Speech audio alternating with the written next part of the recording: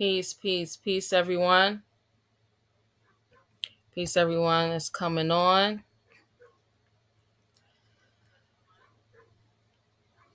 Gratitude to each and every one of you all.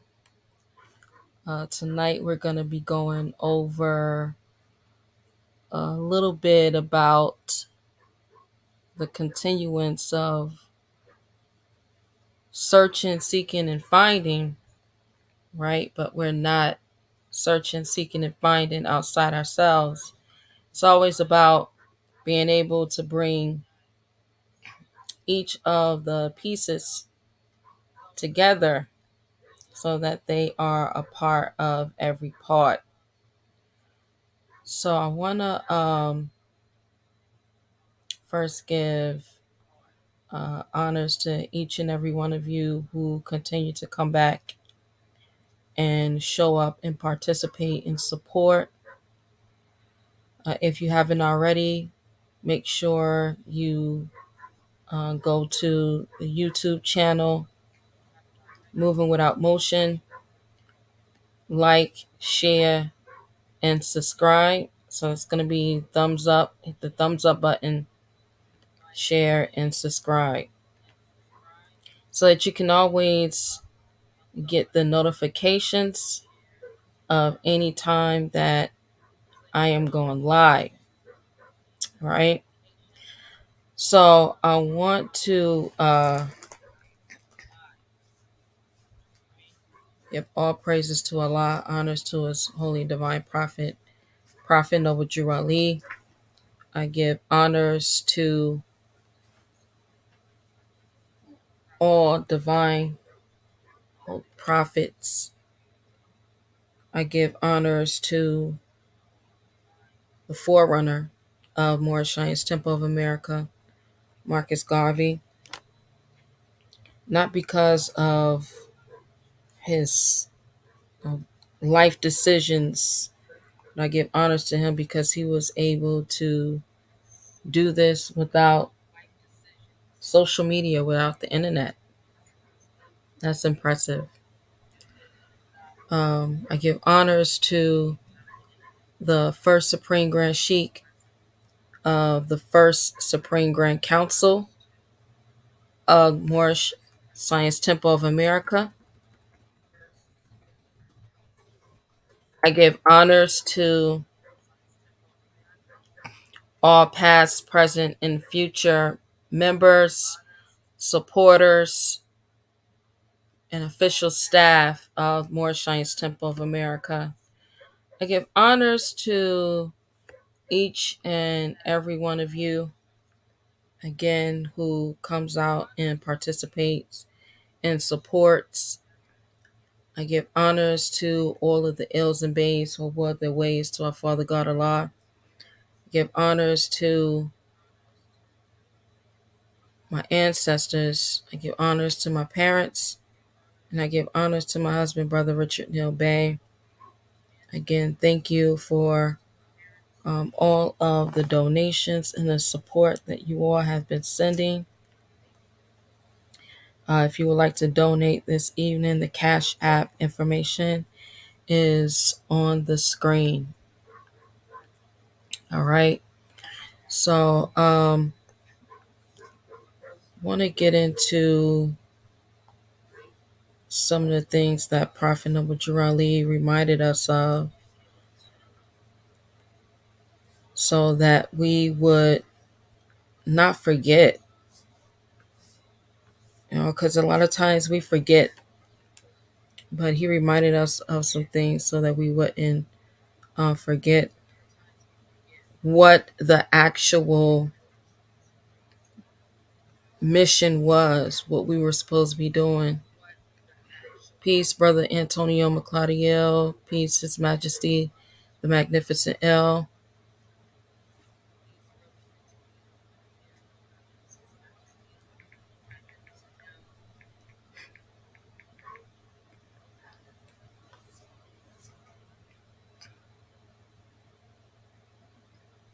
All right, so I want to go to the Moorish literature. And I'm going to take a reading from number 2 from out of the Moorish literature. And it reads, if you have race pride and love your race, join Moorish Science Temple of America and become a part of this divine movement. Then you will have power to redeem your race because you will know who you are and your forefathers were. Because where there is unity, there is strength. Together we stand, divided we fall. Come, good people, because I, the prophet, sent to redeem this nation from mental slavery, which you have now need every one of you who think that your condition can be better. This is a field open to strong men and women to uplift the nation and take your place in the affairs of men. If the European and other nations are helping me, why not you? It is your problem. The Negro problem. It is your problem, the Negro problem. It's being solved only as it can, and that is by the Moorish Divine National Movement. If you have a nation, you must have a free national name in order to be recognized by this nation as an American citizen. This is what was meant when it said, seek ye first the kingdom of heaven, and all these things will be added unto you. It said, seek ye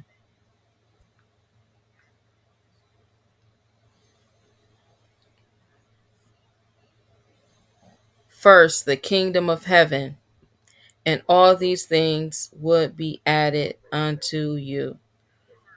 Now, the prophet let us know and reminded us that our problem is the Negro problem.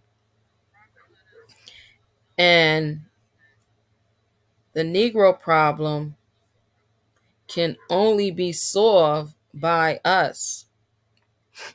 There's no one that's going to come and wave a magic wand. No one's going to come and save us. No one is going to say, hey, you know what? You shouldn't have been treated like that. I'm here to help you. I'm here to save the day. I'm here to take all of your pain away, your fears away. Um, I wanna help you as much as possible. I want to do everything in my power that I can to provide you with the best service, to provide you with the fairest treatment. I'm gonna go out of my way to give you the best of the best, and you're going to get carte blanche, so you don't have to worry about anything because I'm going to do it all for you. No, that's not what that's not what Moorish Science Temple of America ever is or was. Peace is the Stargate ill. um that's not what Prophet Noble Drew Ali told us. So when you come into the temple and you come with these notions that, oh, I don't have to do anything, everything is done for me. I don't have to even think about, how I'm going to live. What is my what am I gonna what am I gonna look like tomorrow, effortlessly without doing anything. Everything is just gonna come to me. That's not what universal lessons, and that's definitely not what the divine instructions from the Holy Prophet said. There's nothing in the Holy Koran of the Moorish Science Temple of America that teaches anything of such. Nothing in the Moorish literature. Nothing even within the oral statements, right? Not saying that it's going to always be a hardship.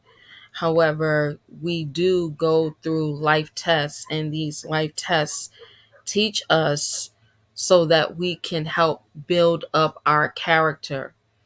Um, and that's really what the life lessons are for, is for character building, not just the physical characteristics, but the spiritual characteristics, right? The emotional characteristics, the psychological characteristics that we have, right? The financial characteristics. All these play hand in hand with our relationships that we build with one another, with how we treat each other, with how we help build up our nation, Islam.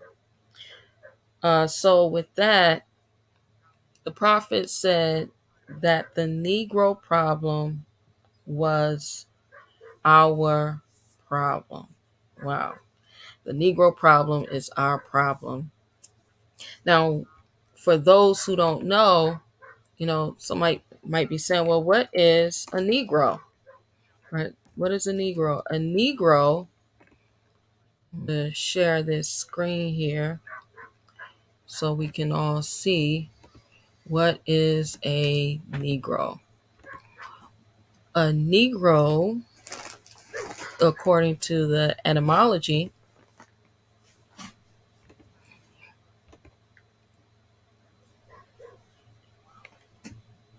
says that it is from the 1550s. Let me take this off so y'all can see the screen.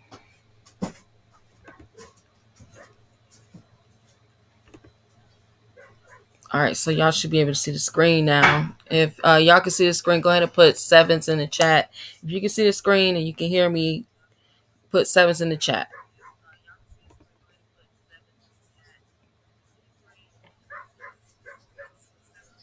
All right. So Negro is 1550s, and it says a member of a black skinned race of Africa. Member of a black skinned race of Africa. From Spanish or Portuguese, Negro, black from Latin, nigrum, black, dark, sable, dusky. Applied to the night sky, a storm, the complexion, figuratively, gloomy, unlucky, bad, wicked. According to Devan, a word of unknown etymology. Unknown etymology. Shout out to Brother D. Harrington Bay. Says unknown etymology, according to Watkins, perhaps pie, night. The Latin word also was applied to black peoples of Africa. But the usual terms were Ethiopis and Afar. So this wasn't even the actual term for quote unquote black people of Africa, according to the etymology of the word. Right? It says, when we come down here, it says meaning African American vernacular. The English language as spoken by U.S. blacks is from 1704. So before 1704, according to them, quote unquote, U.S. blacks wasn't using this term. It says French Negre is a 1600th century borrowing from Spanish Negro. Older English words,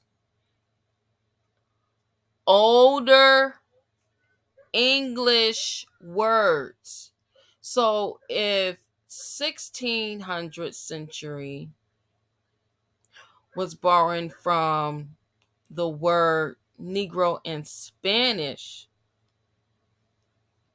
the older English word,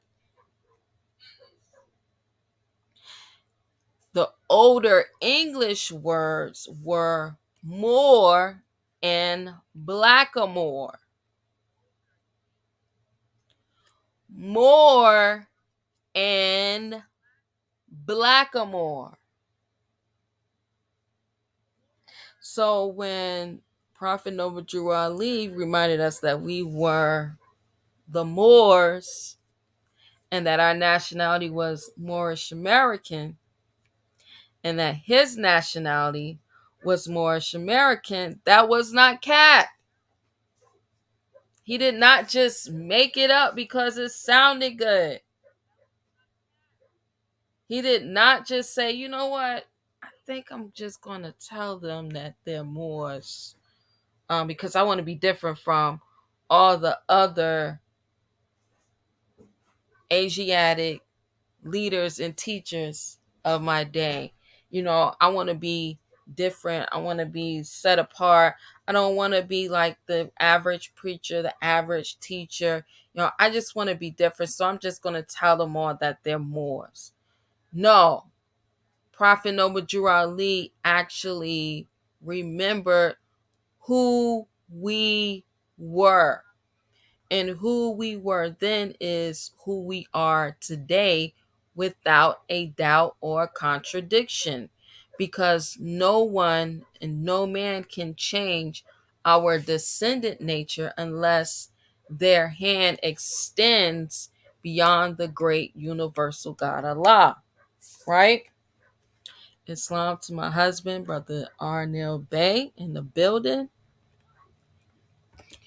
All right. So here we go. The prophet is letting us know, hold on, this black thing is a new thing. Right? This black thing is something that they started to say was applied to the quote unquote African people. Right? But then they come back and tell us, hold on, but the usual terms for the African people was Ethiopians or Afar. That because that whole black wasn't even something that they was doing. And then we come down here and we learn, well, hold on. Even before the 16th century, black was borrowed from the Spanish Negro. But then it says older English words. They don't give a date on the older English, when they started using it in the English lexicon. But it says older English words were more and blackamoor. We were more and blackamoor. Wow. So when we talk about the Negro problem is a fairly new problem. It's a fairly new issue. So for some of us, it's like, what do we do? How do we combat this Negro problem? How do we deal with this Negro problem? We've never seen it before. It's something new.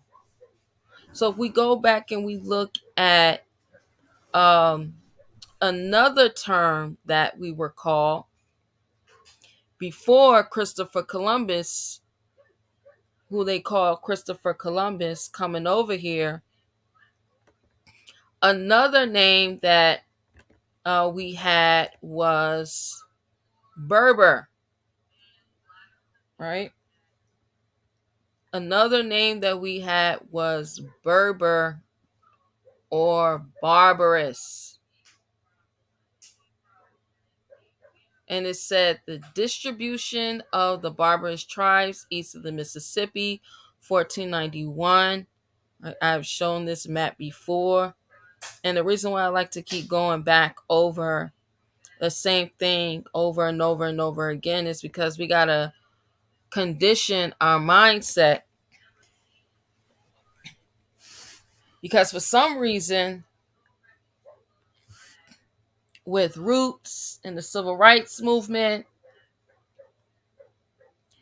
and Pan-Africanism. Many of us believe that we are supposed to be going back to Africa for some reason. Not only do many of us believe that we're supposed to be going back to Africa, but many of us believe that we're actually descendants of African slaves. Right? They have groups called African descendants of slaves. And there's other groups as well. And then they dropped the African, and then they went with descendants of slaves. And we've already gone over plenty of times of what a slave is and how slaves and the word um, Britain was synonymous with Slav, and Slav being the first human or the first mankind creation created to be just that, the Slav, the slave. And so a lot of times Moors will make notions to like, oh, we didn't go with any titles or names called Indians.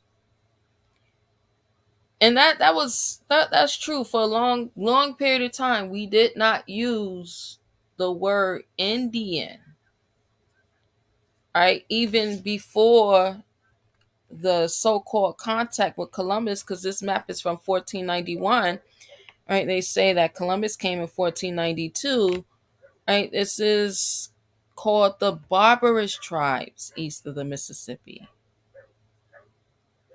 The barbarous tribes east of the Mississippi. And we have the Algonquians, right? We have the we got the Algonquians, we have the Chickasaws, the Yamasees, the Choctaw, the Creeks, the Seminoles, Natchez, right? Those are gonna be more like your Muskogee, right? Then you got the Tuscaroras and the Iroquois, Cherokee, Shawnees, Powhatans, the Illinois Week or the Illinoisans, the Miamis. And if they got a Miami in Illinois and they got a Miami in Florida, then you got to know that those are the same people, right? These are the same people. Got the Winnebagos, the Chippewas, the Ojibways, right? The Narragansett, Abenakis, so on and so forth. The Senecas, right? These are just a few names of different tribes. These are a few names of different tribes that was a part of the barbarous tribes. They were also a part of confederacies.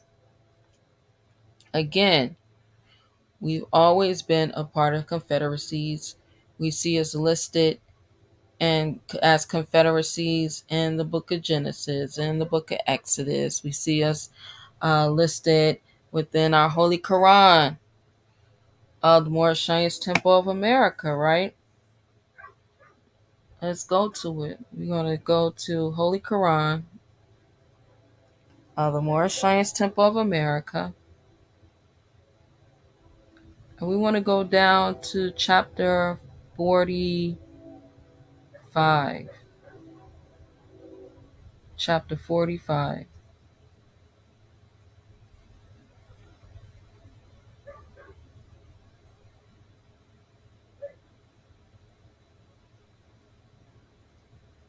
Right, and chapter 45 is the divine origin of the Asiatic nations.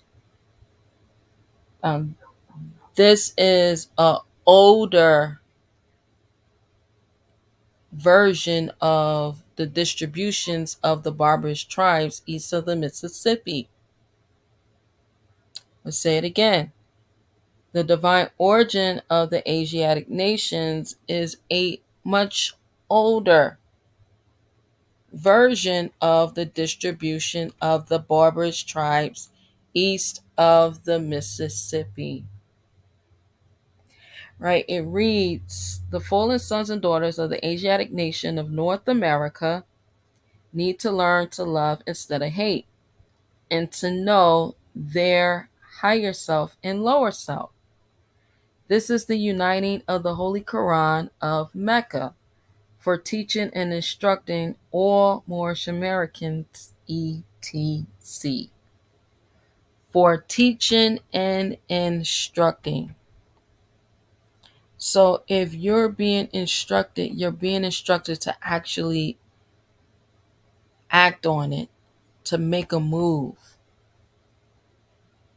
You're not instructed just to say, well, you know what? The prophet said that. That was good. Ooh. Wow, that was good. No.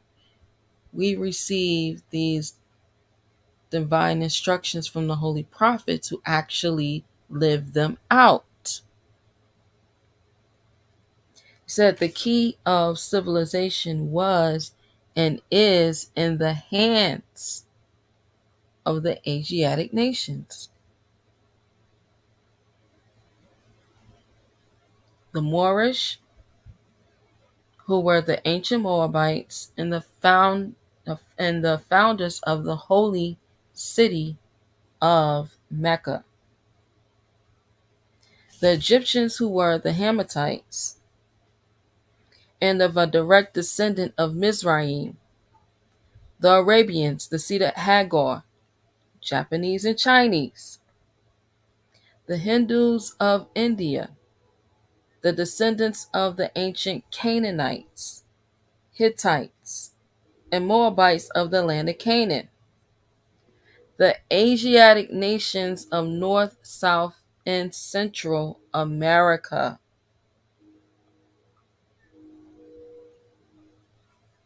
The Moorish Americans and Mexicans of North America. Brazilians, Argentinians, and Chileans in South America. Colombians, Nicaraguans, and the natives of San Salvador and Central America, etc. All of these are Muslims. All of these are Muslims. All of these are barbarous tribes. All of these are a part of confederacies. All of these, since ancient times, have always been in the same place that we are today. So when we talk about the Arabians and Mizraim and Japanese and Chinese, right? A lot of us will say, well, is I don't believe that Arabia is over here in America or Japan or China, right? Most people will say, well, no, that's all the way across the water. Most people say, no, it can't be over here because the maps tell us something else, or the maps shows us something else. The map shows us that Arabia is definitely not over here in America, right? But what if we found a map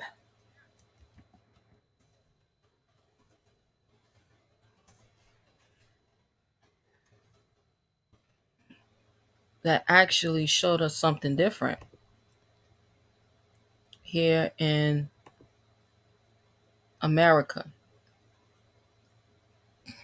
What if we found a map, an older map, that actually displays that many of the places that we see today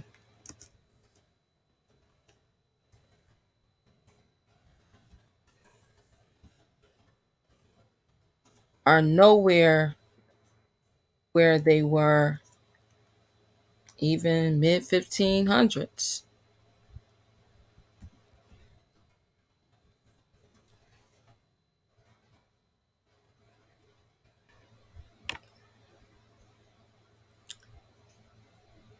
So I'm gonna pull that map up so we can all see it.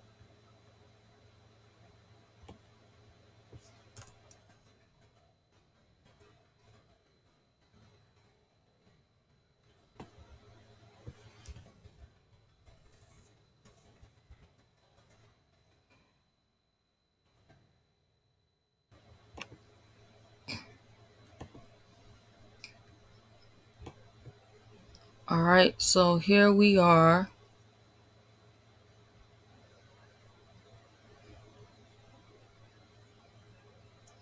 Hope y'all can see this.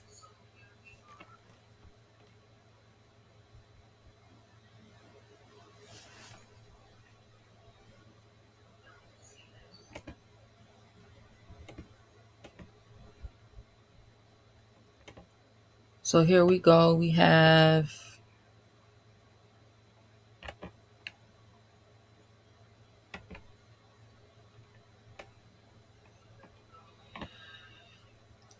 India Superior. Right, India Superior is right here. We got La Florida. La Florida is right here. Here we got Mexico. We have La China. La China right here. We have India again.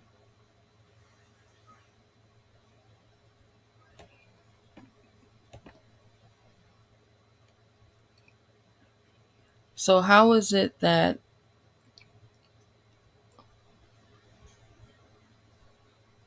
the old world, the true old world, knows that China is right here, India was right here, but they teach us something totally different in today's history? Something totally different in today's history. In today's history, they teach us that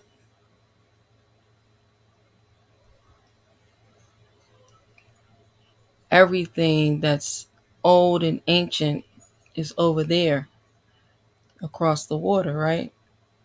Across the Atlantic or across the Pacific. And that the Americas is the quote unquote new world, and no one knew about it until Columbus so called discovered it in 1492. But it's strange that we got a map of the barbarous tribes of 1491, right? So this is some of the conditioning that we have to wake up from. We got to wake up from the conditioning that was put on us. Now, when we look at the word Indian, because they called us Indians first, and then they made sure that they put Indian in the Constitution, right? Because we had started to adopt it. We're saying that we wrote the Constitution, our ancestors wrote the Constitution, then we were the ones who wrote Indian in, right? So it says, in the Latin language of ecclesiastics and royalty of the time, the people or children of God, as often referred, Spaniards often referred to the indigenous. So we, the indigenous, the Spaniards often refer to us, translate freely as Los Niños de la Indio. Los Niños de la Indio. And consequently, Los Niños de la Indios. More literally, children of God. Indio, freely, of God. So Indio by itself just means of God. Los Niños. Los Niños means children of God. But then when they would speak about us without making us wards, they would say that we were the Indios, which means freely of God. It says no country, land, or sea or people. Listen to this now. No country, land, sea, or people in the world were named India prior to 1492. Prior to 1492, there was no one that was called Indian. So again, this is a new term that was put on us.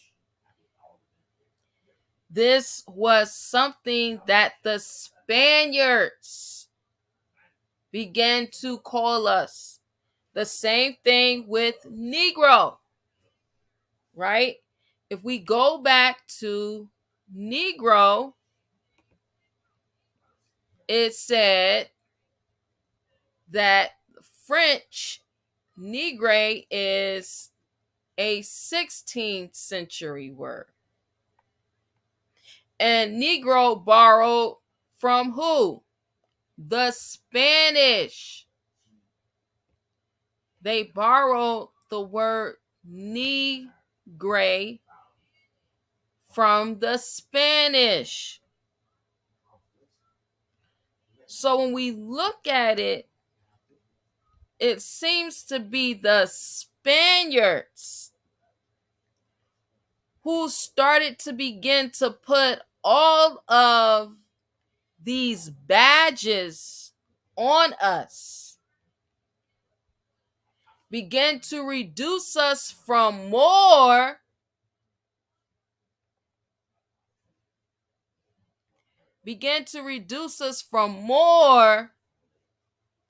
and turn us into Indian, turn us into Negro, from Negro to mulatto, from mulatto to colored, from colored to African American or black. These are all badges that were put on us with a continual effort to denationalize us. Because if we can denationalize them, then we can take the land from underneath of their feet. And it wasn't an easy thing at all. No, see, it wasn't easy. It was years. The Dumpster Verses came out in, let me see,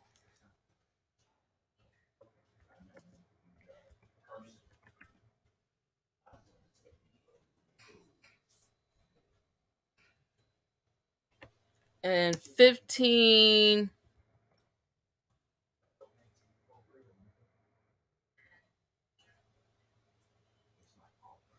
1452, Pope Nicholas. 1452 is when the Dumpster Verses came out. So here we have the Dumpster Verses at 1452 by Pope Nicholas, and it said that they were supposed to go, the Spaniards were supposed to go and find new lands. And on those new lands, they are supposed to take over and kill savages and Saracens. They're supposed to kill savages and Saracens. Now, if anyone knows anything about a Saracen, right? Another word for Berbers was Saracen. We also utilize that descriptive term for us. All right? So the Dumpster Verses, the Spaniards, right? Or the Portuguese, same thing. They went on a plan to take our lands, to completely destroy us, to take everything that belonged to us so that they can have complete control over generations to come. So we're talking about 1452. Here it is. We are now in 2023. And it is taken up to this time that many of us are beginning to wake up. I mean, I had so many people say, man, you always, they came out with the new movie. They cloned Tyrone. They cloned Tyrone. I had so many people hitting me up like, man, you've been on this for a long time. You always been on this. You've been telling us this. And we just now actually understand it. It's 2023. So for all of you that's been called crazy, weird, everybody around you said they ain't got time for that. You know, they trying to wait on getting their lives together. Right? For all of those people, for today, for our people to finally wake up because they watched the movie, thought they cloned Tyrone, big up to you. Because what you've been saying, the lifestyle you've been living, has not gone unnoticed. But it's taken from 1452 for a lot of our people to finally wake up in 2023.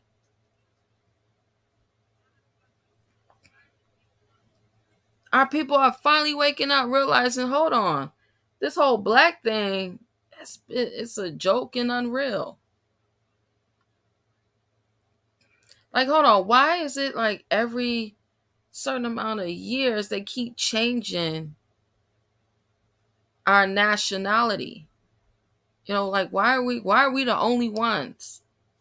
You know, so now they don't want to just change your nationality, they want to change your sexuality all the way together.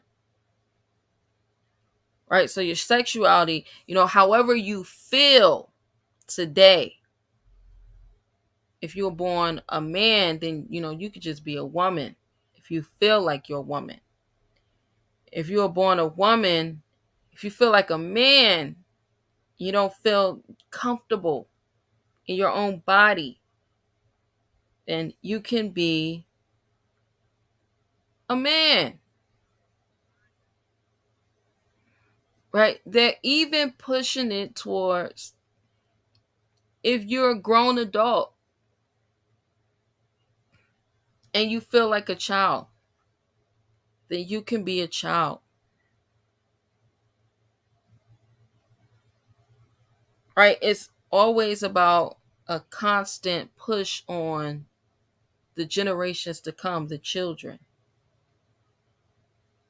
So if you, and not only that, now, if you don't feel human, then you can be transhuman, right? You can be artificial intelligence. And the list goes on and on and on and on. And they're not saying that any of this is, it's not normal. It's becoming the quote unquote new norm. It's becoming a part of, the everyday. You're starting to see this.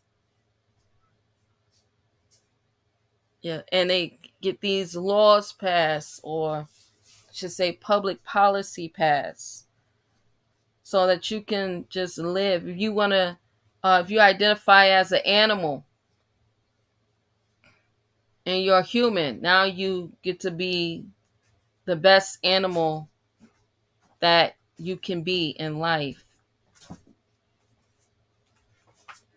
If you want to be, you want to identify as an object, you get to self-identify as an object. There's no limit on how it is that you want to live. But say you want to be a Moorish American. Do you not understand the pushback that you get with saying you want to be a Moorish American? Say, you know what, I want to be an Indian American. Do you not understand the pushback that you get back, that you get? Like, I mean, that there's protests, right? Remember when Ye had said that the original Hebrews look like us, right? You remember the pushback, the campaign that he received? Remember when Kyrie said it? Remember, he was just he just, was talking about a movie he watched. And they said that he was anti, right? Um, he was anti certain people, and they put all these titles on him. And only thing he was saying was the truth. Like, he was actually speaking a form of the truth. Like, soon as if you say, I want to be, I'm a full blown grown man. I want to identify as a 5-year-old little girl, and I'm going to wear little girl dresses and shoes, and I'm going to put my hair in little girl ponytails, and I'm going to go to elementary school with little girls. I'm going to go use the bathroom with little girls. All that is okay. That's fine, because you self-identify as a little girl in a grown man's body, way beyond puberty. I mean, that's fine. And no one should say anything to you for that type of lifestyle that you choose to live. And the parents shouldn't be mad or upset because, you just self-identify the same way that your little girl identifies as. And it's okay, because the public policy says that it's okay. So this Negro problem thing, it's become it's becoming to the point where, being black is not really popular anymore. No, the world is becoming to be tired of the black girl magic and the black excellence and the black this and the black that. Paying to be black, well, being black is not paying up to what it used to be, right? And it took away affirmative action. Shout out to Grand Sheik E. Rice Bay, Brother Sultan Bay, for coming on. Yeah, then it took away affirmative action. They don't have it anymore. Um, they have denied with prejudice the last three survivors who are 100+ years, each of them, for the Tulsa riots. They have denied their claims of reparations with prejudice. And the attorney, shout out to Brother Ishmael Bey, who put me up on this. The attorney for them told them that they were from Ghana and took them to Ghana at 100+ years old. Took them to Ghana. Told them people that and they most likely they were they either were Muskogee, or they okay. So around it, you got the Muskogee, you got the Seminole, you got Cherokee.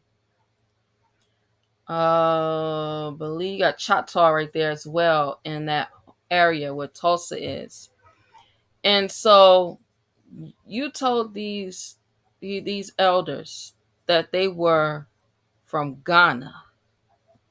If they were from Ghana and took them to Ghana and gave them and made them, I mean, this stuff is unbelievable. And I'm just like, where's their great grandchildren? Where's their children?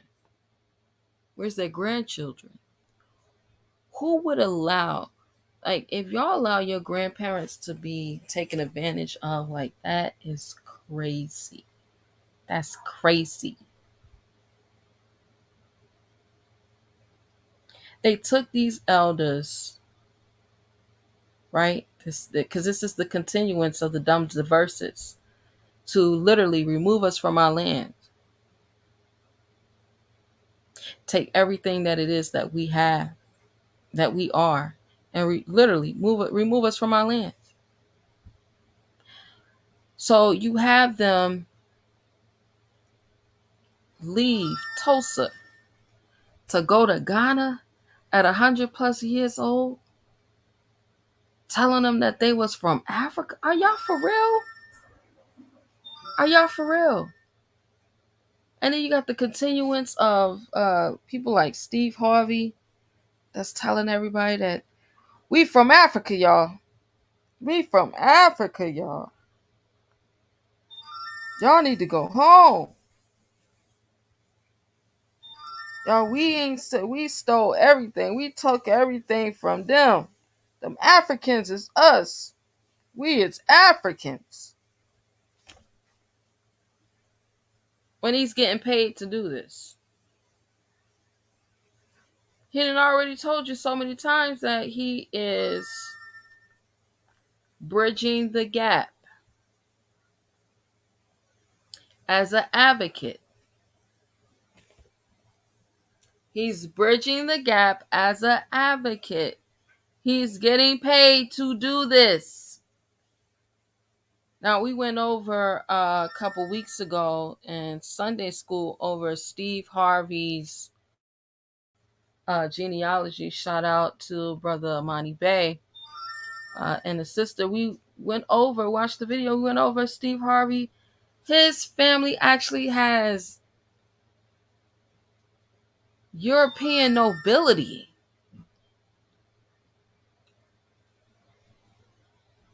Like, he is actually related to the Pictish noble king of Scotland and Ireland. And this fool telling everybody to go to Africa because we from Africa. This is crazy. And this is absolutely insanity.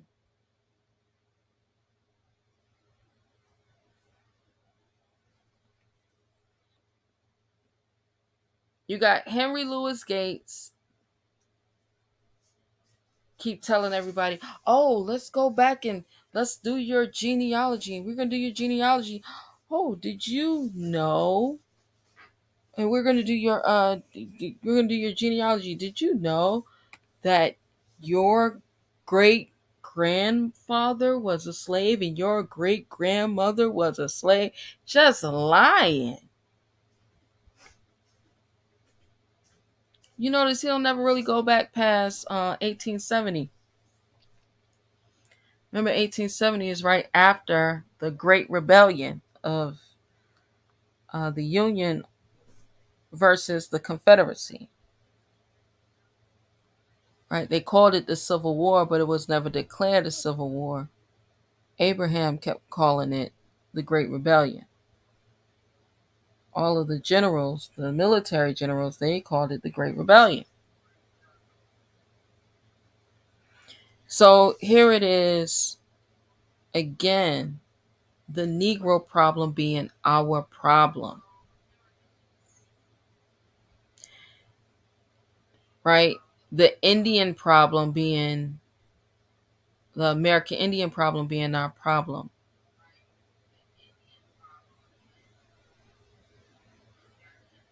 The black person problem being our problem. The colored people problem being our problem. The African American problem being our problem. No one is going to fix it but us. No one can fix it but us. We can receive all the assistance. Prophet Noble Drew Ali said, the Europeans and other nationalities, other nations are helping me. Why not you?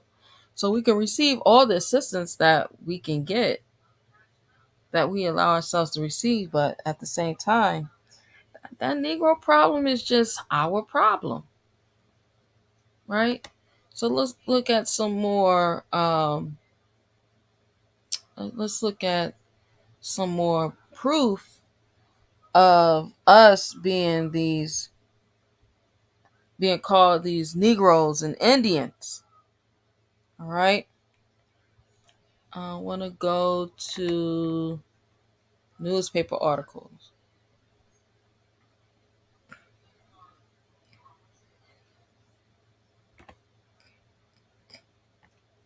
All right. This is the Times, New Orleans, Tuesday, the Picayune,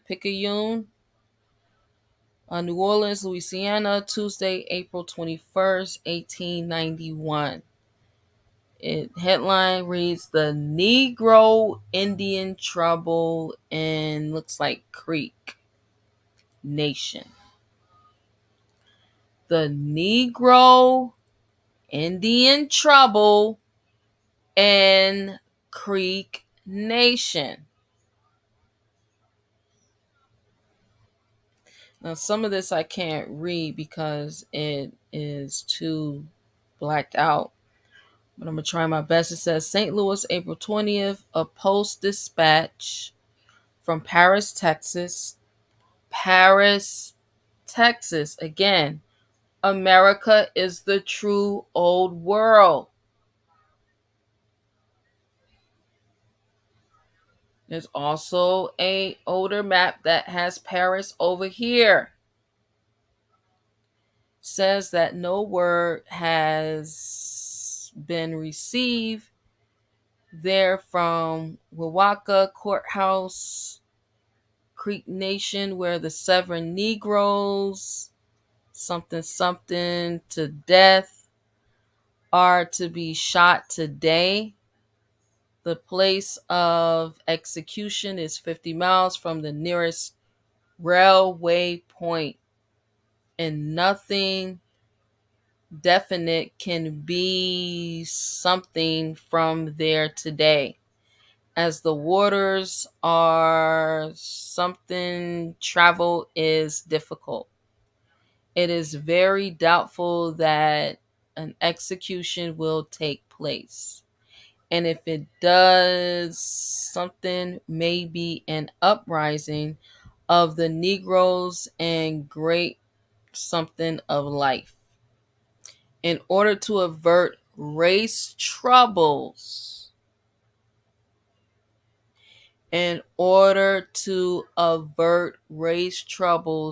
the chief may grant a respite.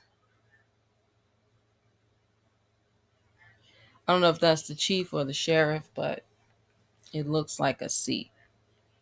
So I'm going to go with chief. But yeah, this is the Negro Indian trouble. Because we were called Indians beginning in 1492. And we adopted the term Indian. Prophet Noble Ali took us back to our ancient names, the Moabites, who dwelled in the land of Canaan, with our brothers, the Canaanites, the Hittites, the Amorites, etc., the Confederacy, when we come together and when we're mentioned in that format. That's the Confederacy. All right. Later on, we took on other names. Seminole, the Creek, Muskogee,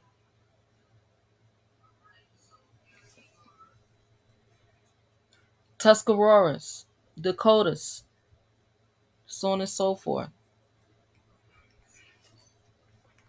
So let's go to another news article talking about us and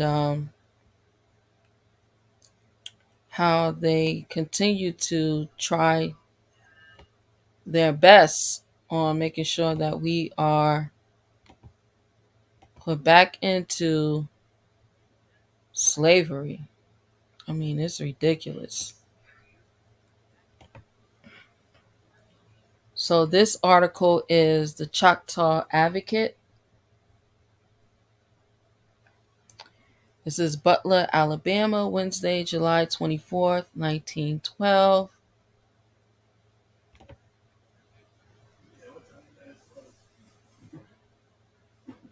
All right. And it says, Negro race has billion in U.S. Negro race has billion in U.S. It's 1912. And we went from what they said, we went from being slaves and not having anything and being the lowest of the lowest class, which they were lying because they were talking about the Slavs, pale skinned nations of Europe. But this reads, Negro race has billion in U.S. Return of colored people to dark continent is impossible owing to material progress made by them, it is announced. Kansas City, Missouri disenfranchises the Negro and send them back to Africa.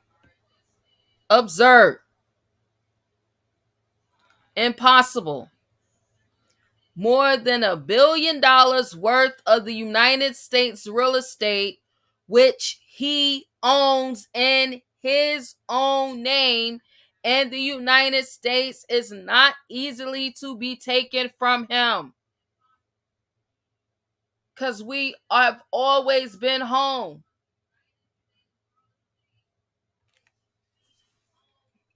I'm going to say it again. We've always been home.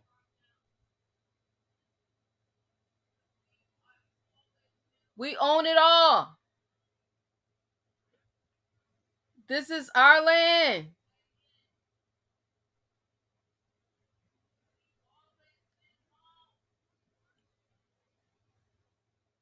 We are the Moorish Americans, aka the barbarous tribes,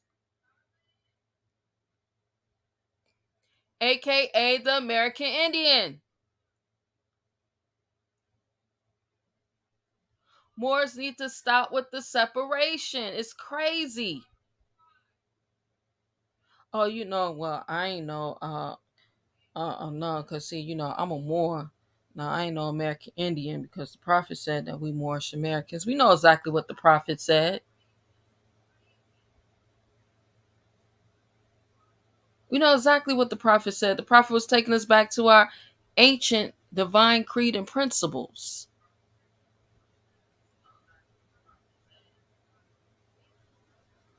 The prophet also said enforce the Constitution.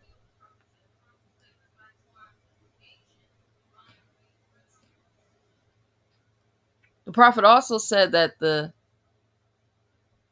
Europeans are helping me in other nations. Why not you?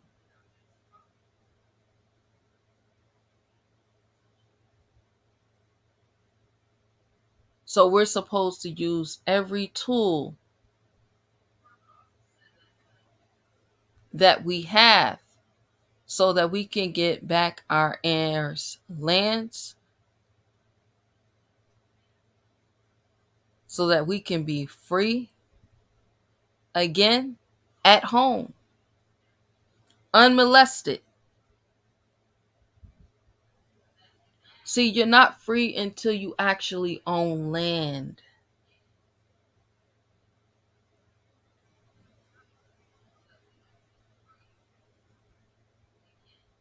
Not until you're a millionaire.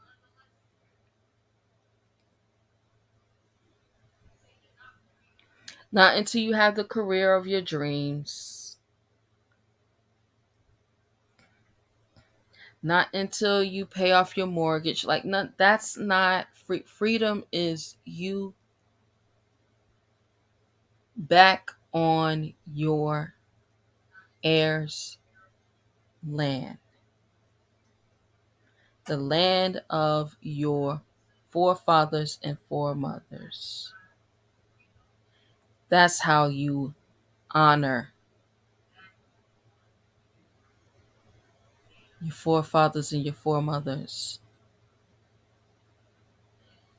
A lot of Moors called and said, "Oh, well, the prophet didn't teach no genealogy. Why y'all teaching genealogy?" I said, "Are you crazy? As soon as you open up the Holy Koran of the Moorish Temple of America, it says the genealogy.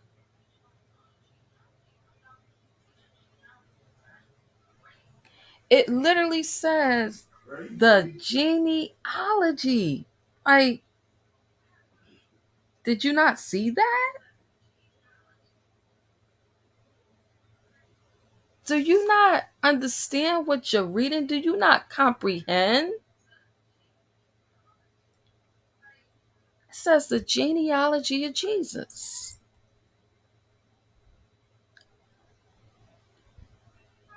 You're supposed to be imitating the prophet. The prophet is imitating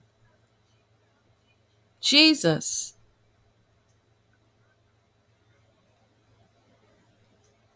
Yeah, you're supposed to go back and get your family records, your foundation. This is why the more that the prophet said, don't get rid of your Bibles. Do y'all think it's a coincidence that all of our grandmothers had that white Bible with the gold letters on it on the coffee table, like that, that's not a coincidence. I'm gonna say it again. That's not a coincidence.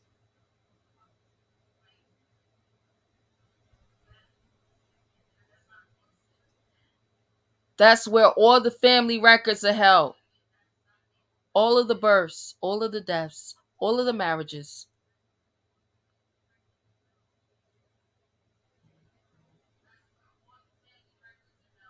That's where you would get your weight, your height recorded,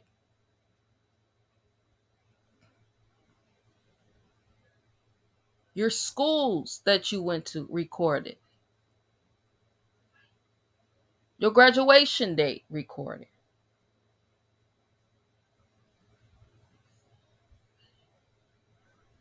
all of the insurance policies recorded,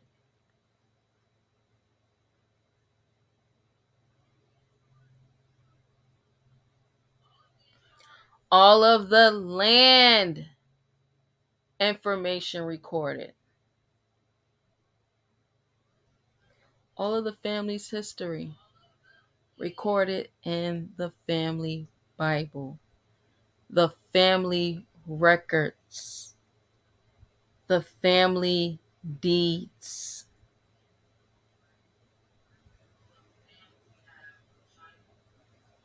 Y'all know I've been I'll be doing my genealogy, and today I was doing some, and I was looking at my fourth fourth grandparents on um my mother's side, and I saw I got their marriage certificate, and right after, because you can go if you're on Ancestry, then and you're looking at a record, you're viewing it, you can go to the next page, you can go behind the previous page. So I go to the next page, and it showed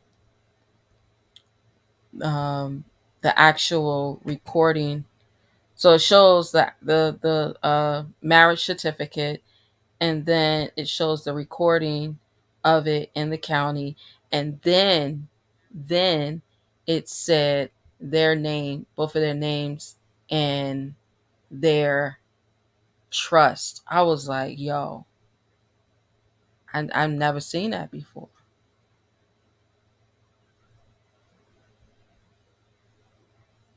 I've actually never saw that before. And so I started going to look at all of my other ancestors and their marriage records. And yeah, you keep going forward, you'll see that there's a trust that they created once they got married, once they got obligated.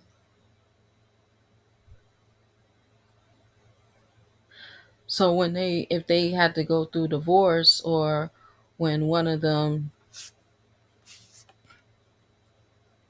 became deceased, everything was already there, was already taken care of. Like, they didn't have to have GoFundMe's. They didn't have to have GoFundMe's, y'all. Y'all understand this? They already had their financials in order. They were just transferring real property.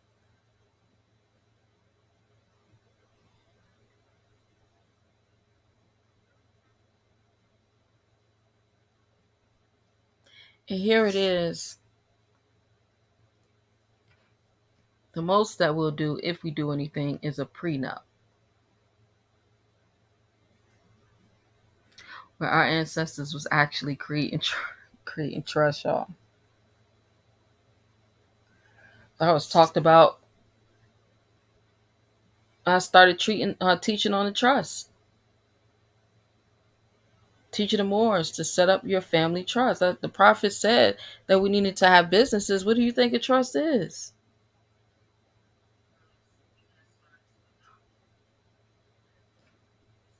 Said that we should have businesses throughout the cities.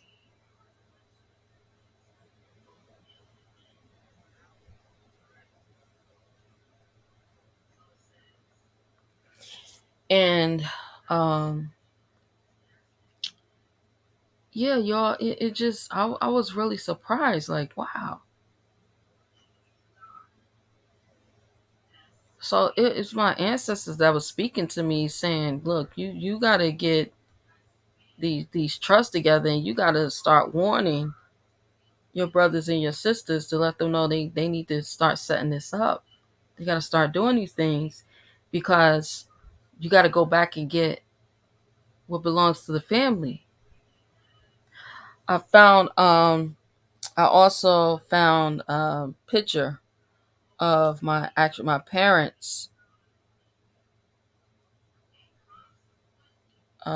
news clipping article when they were married, and I tagged all of my brothers and my sisters, my siblings in it, and they were like, "Man, thank you for doing this for the family. We really appreciate you."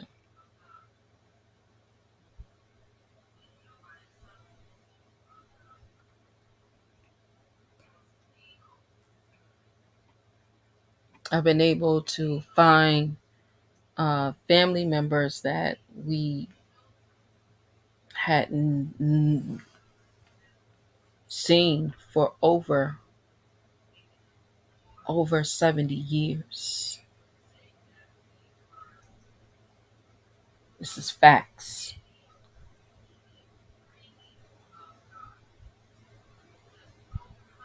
Over 70 years we have been apart.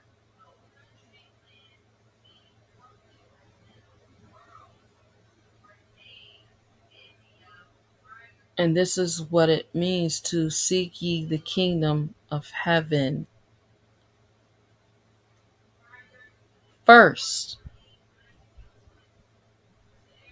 Everything else is going to be added to you.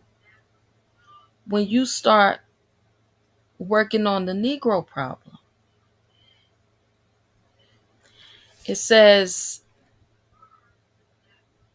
in the United States, it is not easily to be taken from him. Besides, the Negro is not an African.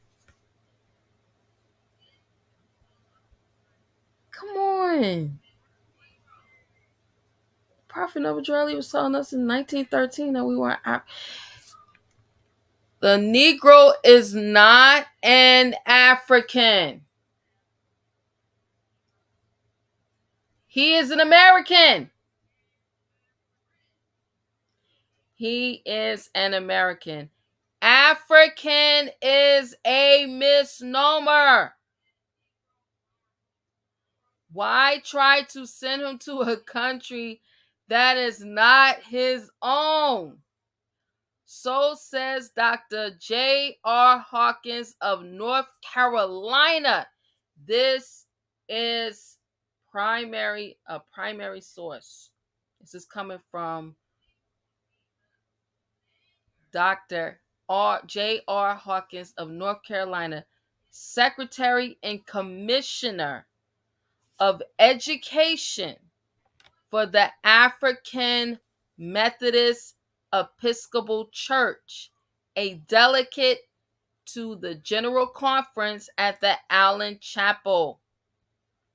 Dr. Hawkins has made a study of the business status of his race. Then they said Prophet Noble Drew said some of his best moves is in the church. In the church. He's a delegate. So it ain't just like, he making his church meetings. No, he in the church. Says his business status of his race in connection with his regular work as one of the foremost educators it probably will startle the world when it realizes that we have acquired in the last 50 years over 1 billion 1 billion. It's because we always had this.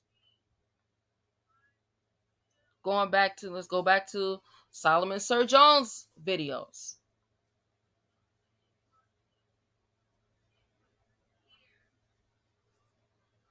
where he showed how he was living in 1912, 1913, 1925, 1930.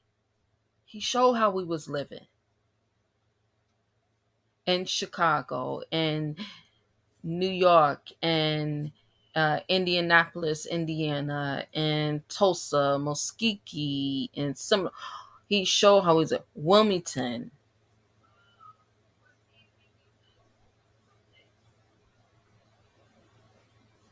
Show how we was living.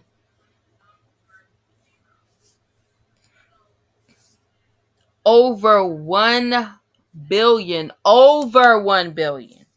in real estate. Dr. Hawkins said, and that is only the beginning of the rapid forward march which the Negro is making as a businessman.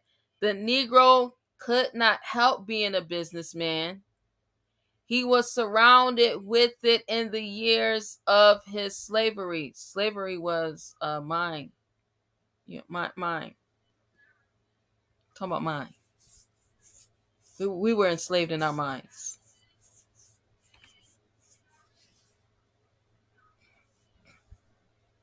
He was taught how to drive a bargain in horses or real estate.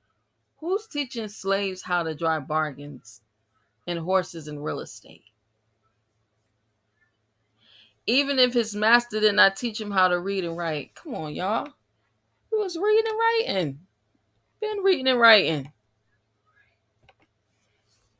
Listen to this. There are 400 self-supporting newspapers, daily and weekly, owned and published by Negroes in the United States. 3,000 physicians have been graduated from Negro and white schools and are now participating among their people. 2,000 lawyers have been admitted to the bar in the United States Courts of Justice, and 380 authors are found among our race. We own 41 schools and colleges, representing an investment of 38 million, and 45 million has been spent in church property for Negroes.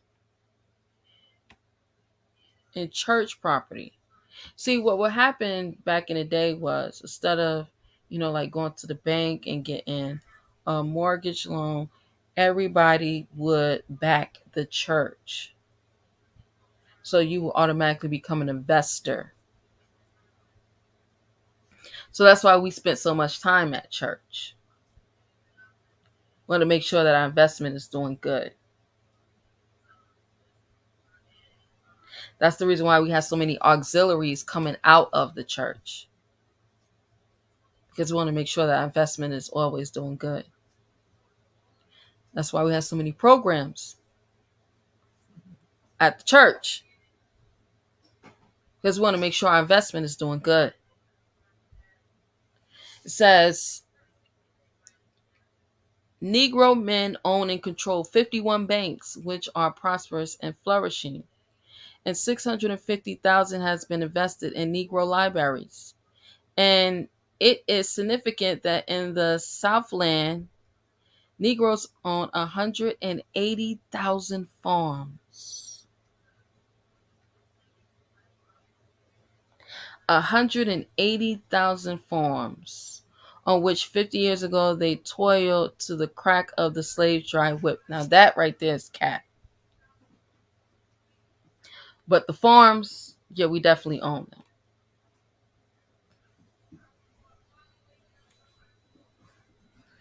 The Negro is a born American and he feels it is his country. Didn't he just say, this is the double talk, didn't he previously just say that we not from Africa? and that we American.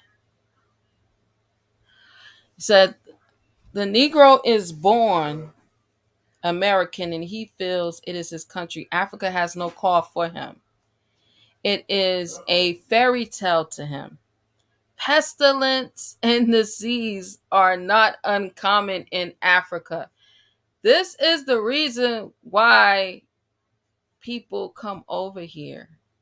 People literally have been coming over here for centuries to learn how to clean. I mean, this is the land of sanitation. The land of sanitation. Said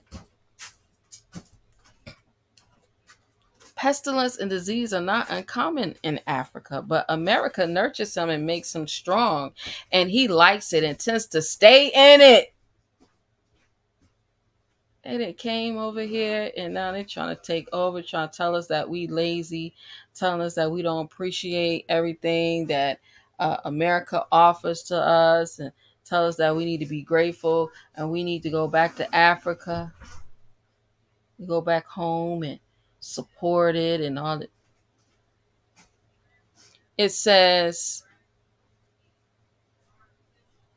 that doctrine is being taught our 1,650,000 children in the public schools. The Negro does not ask for any special legislation in his favor. He is willing to take his chance and is confident that he can bear his own burden as well as the white man.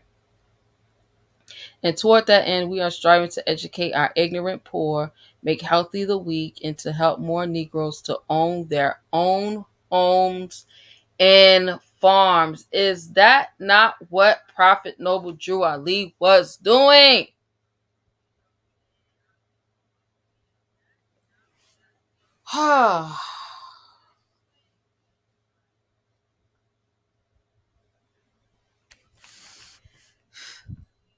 The Negro problem is our problem.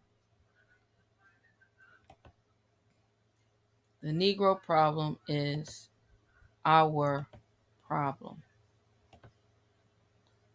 When we gonna wake up? When we gonna wake up, y'all?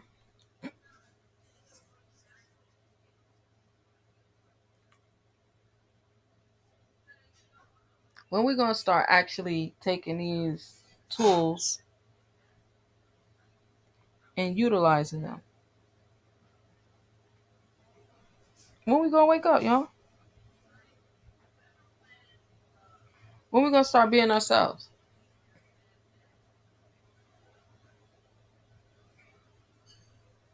When we gonna start actually working on this Negro problem?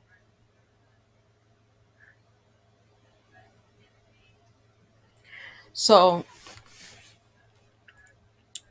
this Negro problem has haunted us for like long enough. It is past time for us to get rid of the this Negro problem.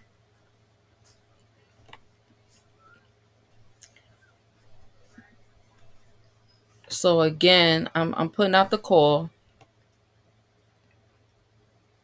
to everyone who wants to participate in helping to get rid of this Negro problem. In there, it says that the quote unquote Negro doesn't want any special legislation, right? Don't want any special legislation. I ain't trying to be special, just don't want any special legislation. And I'm of the opinion that is the problem.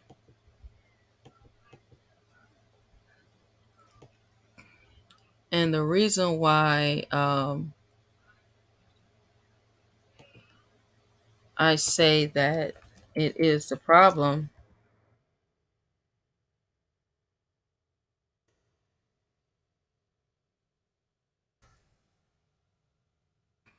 is because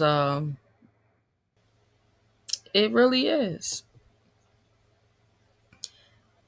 Because the Negro has never been defined in legislation. Right? The Negro has never been defined in legislation. You got the American Indian, right? You got the Civil Rights Act of 60, I think 64, 68, one of those. Um, but yeah, so Trump said that he wants the Negro vote. And I am of a suggestion, if you want the Negro vote, then you should give the Negro a definition and legislation so that we can go ahead and move forward, um, and get rid of, just finally be done with these badges of slavery.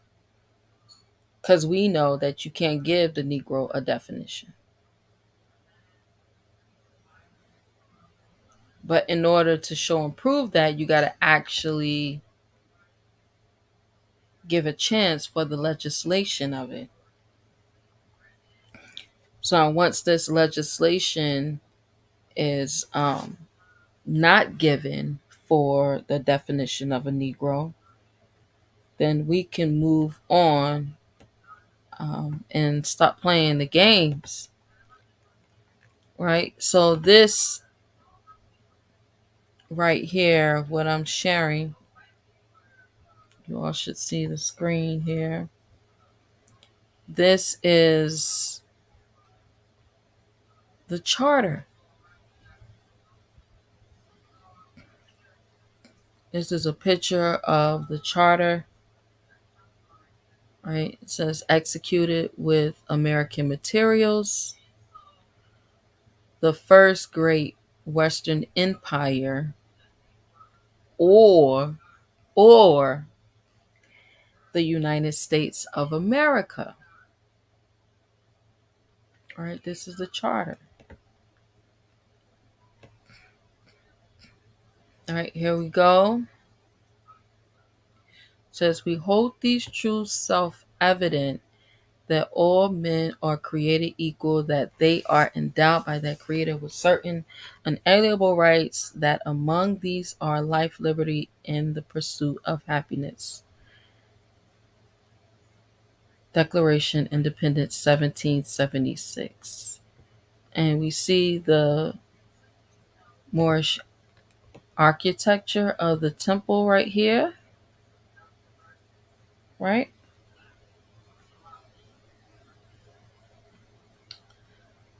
Then right here we see the District of Columbia in the 1810 census, its territories.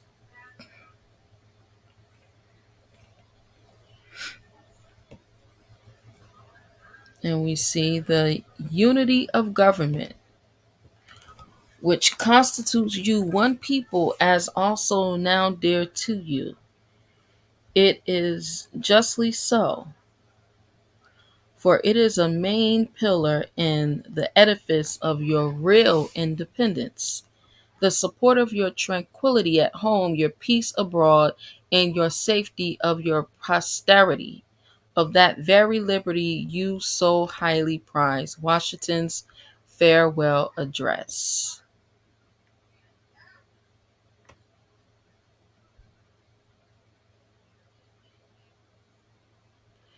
Right?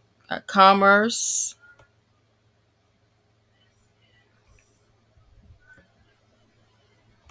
Right? Remember, this is the temple. This is the temple of freedom, the federal constitution.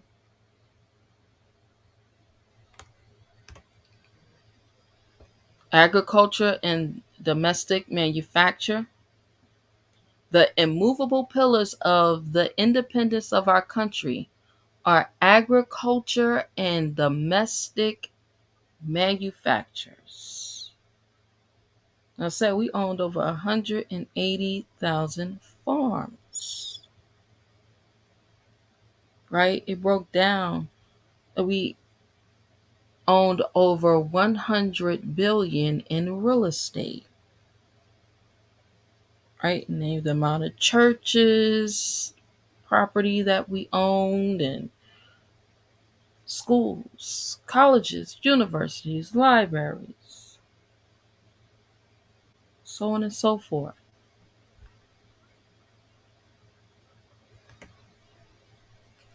We wish for the friendship of all. We will submit to, and we will submit it to the insults of none. Right? And here you go. You got Washington and Adams. These ain't no pale skin Europeans. These are the men who, with thousands of others, achieved the independence in deep. They constructed her temple of the choicest materials. Should this vast fabric be left to decay or be rent us under, then the parents of the United States, they laid the foundations of our freedom, broad of past ages, and embellished it with the finest ornaments of modern times. Best hopes of the friends of freedom throughout the world will be forever lost. Then you got Jefferson and Madison, James Madison. Right? His commerce, it says, whenever we can receive the productions of other countries at a fair profit, then commerce is not only advantageous, but it is a strong support to our national edifice. This is for the federal government. The federal government. The United States of America.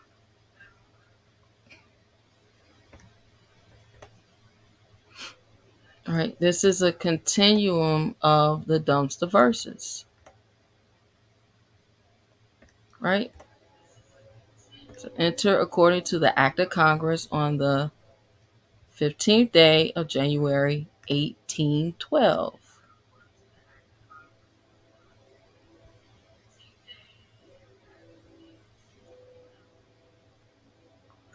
Of 1812. This is the new government that was set up.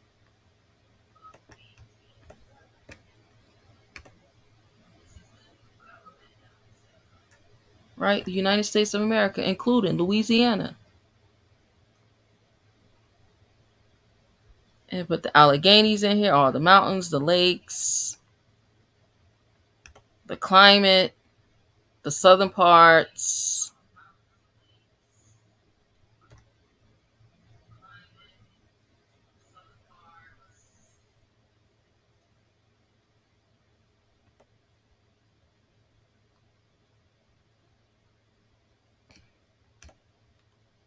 Then over here we have, hey, this is the song Columbia. Right?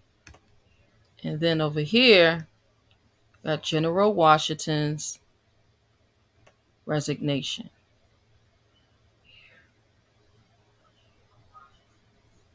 Says the representatives of the sovereignty of the Union remain seated and covered. The spectators were standing and uncovered. The general was introduced by the secretary and conducted to a chair. After a decent interval, silence was commanded and a short pause ensued. The president informed them that the United States and Congress assembled were prepared to receive his communications. With a native dignity improved by the solemnity of the occasion, the general rose and delivered the following address. Mr. President, The great events on which my resignation depended having at length taken place, I have now the honor of offering my sincere congratulations to Congress and of presenting myself before them to surrender into their hands the trust committed to me and to claim the indulgence of retiring from the service of my country. Happy in the confirmation of our independence and sovereignty, and pleased with the opportunity afforded the United States of becoming a respectable nation, I resign with satisfaction the appointment I accepted with a defiance in my abilities to accomplish so arduous a task, which, however, was superseded by a confidence in the rectitude of our cause, the support of the supreme power of the Union, and the patronage of heaven. The successful termination of the war has verified the most sanguine expectations, and my gratitude for the interposition of Providence and the assistance I have received from my countrymen increases with every review of the monumentous contest. While I repeat my obligations to the Army in general, I should do injustice to my own feelings not to acknowledge in this place the peculiar services and distinguished merits of gentlemen who have been attached to my person during war. It was impossible the choice of confidential officers to compose my family should have been more fortunate. Permit me, sir, to recommend in particular those who have continued in the service to the present moment as worthy of the favorable notice and patronage of Congress. I consider it as an indispensable duty to close the last act of my official life by commending the interests of our dearest country to the protection of Almighty God and those who have the superintendence of them to his holy keeping.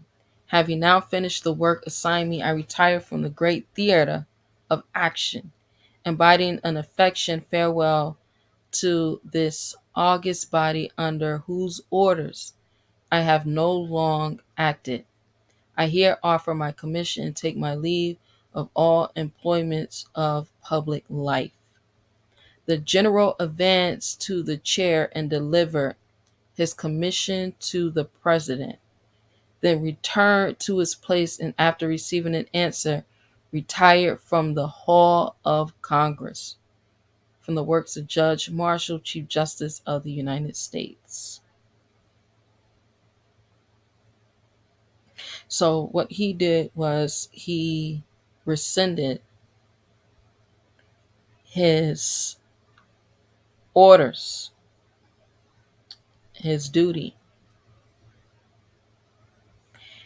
And so this is what we as a nation have to do. We got to get from being a part of this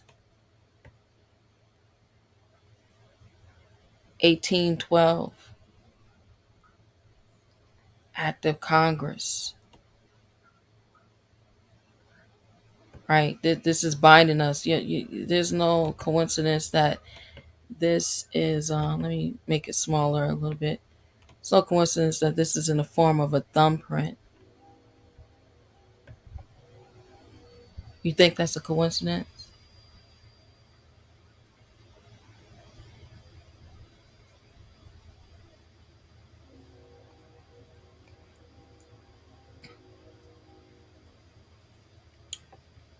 That this charter that's putting us under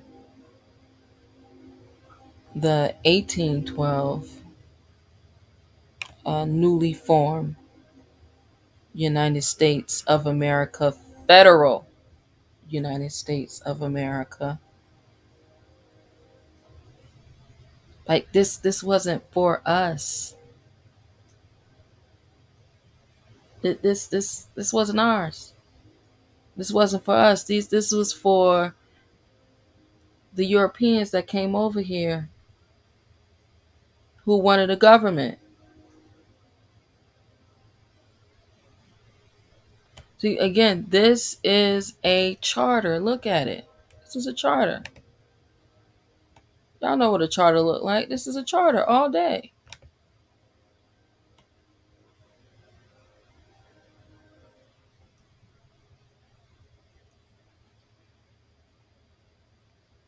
It has its constitution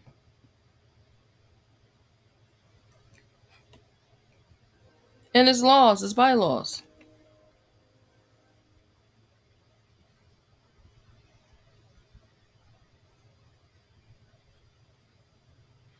And it was passed in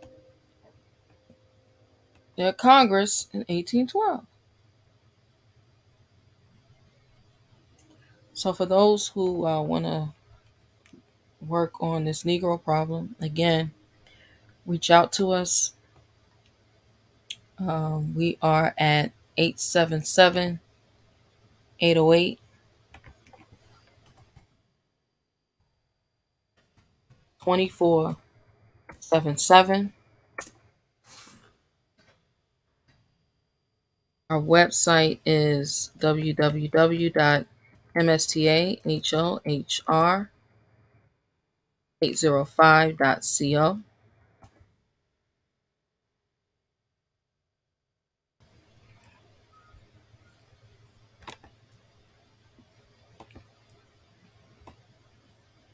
For those who are ready to work, let's get it. It's enough work for us all. But let's stop wanting to be a part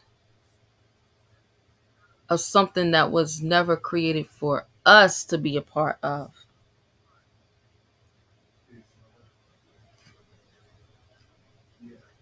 We got to get out of wanting to constantly be a part of, because the more and more that we're a part of it, the more and more that we are molested.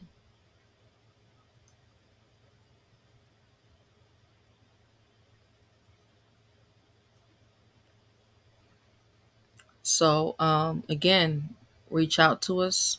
We're here to um, get some legislation popping.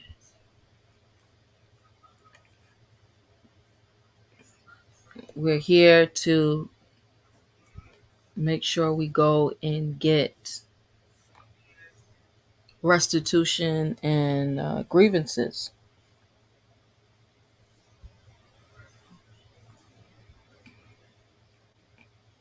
No, reparations is not going to come because we keep playing, claiming, talking about we was some slaves put on some slave ships from Africa, because that's not what really happened. That's why it's never going to happen.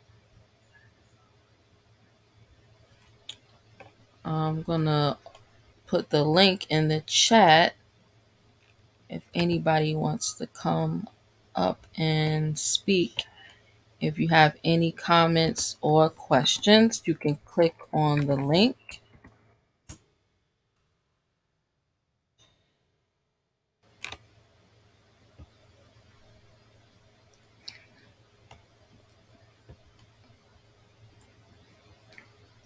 And you can come up, say what you want to say.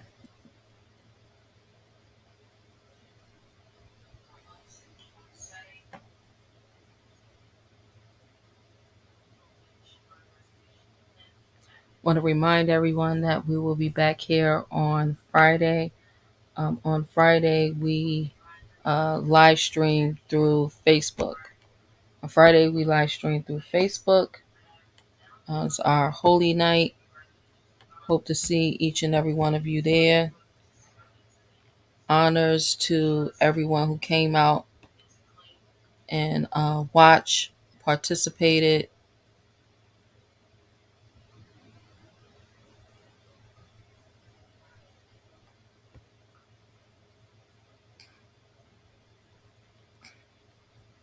All right, Friday we will be going over um, what was taught this evening as well.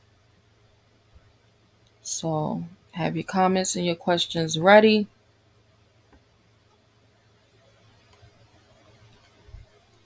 because it is been past time for us all to take our part in working on the Negro problem.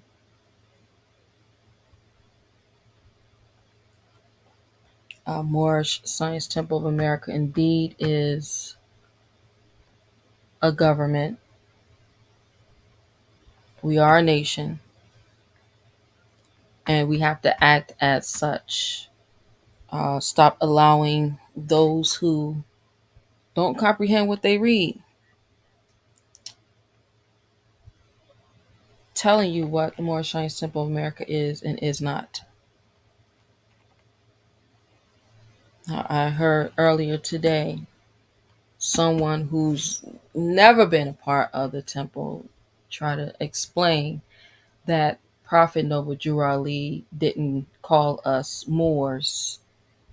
Instead, he called us Canaanites. And the reason why he went off of that was because he claimed that um, he started off as the Canaanite temple, which is incorrect. Prophet Noble Drew Ali did not start off the organization by the name of the Canaanite Temple. That's where the Moors had meetings. That was not the name of the organization that he started or that he was even uniting. Not only did he call us Moors, but he said that we were Moorish Americans and that he was a Moorish American. Islam. Brother Neil Bay, all right, I just added you to the stream. You got to Islam. I'm just on the stage with Islam, praise be to Allah and honors to the divine prophets. Islam. Islam. Gratitude. So, with that being said, if we didn't have anyone else that's going to come up, ask any questions or comments, we're going to go ahead and end out for this evening. Again, honors to each and every one of you who came out and participated. Honors to everyone who will be listening on the playback. Don't forget to share, hit the like button, make sure you subscribe. If you're coming through on Facebook, start coming through on YouTube so that you can be a little more interactive. Like you can come on the stage and That's right. say what you want to say and, be, more vocally active and participating. All right, so with that being said, we're going to go ahead and end the Islam. live And stream. we want to say thank you for the work that you're putting in because sometimes Lords are tired of just listening to the same old over 20 years with no breakdown whatsoever where it makes sense. Islam.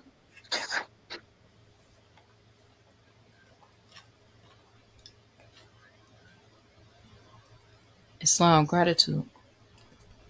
Um, I had really great teachers, Islam. you being one of my teachers. Sultan Kanbay, may Allah be pleased, Islam. and Asir the Ducateers. Islam. You know he probably happy. He get to see it all still. Islam. Islam. And so with the just not necessarily more so, like the paperwork stuff and the things that we can utilize to show and prove what we're saying is true. The greatest lessons that I've learned from you all is how to live righteously. right? A lot of times from just listening and hearing and watching a lot of things that Moors go through with the teachers that they've had and this Moorish paradigm, it's really sad. I'm honored that I haven't had to go through any of that. Like, I haven't been, I know Praise Allah, Moors indeed. have been physically abused That's right. by Speak the leaders. truth. You know, Moors have been emotionally and, um, Rob, you know, slept, all kind of abused, stuff. you know, Islam, all types of folly misused.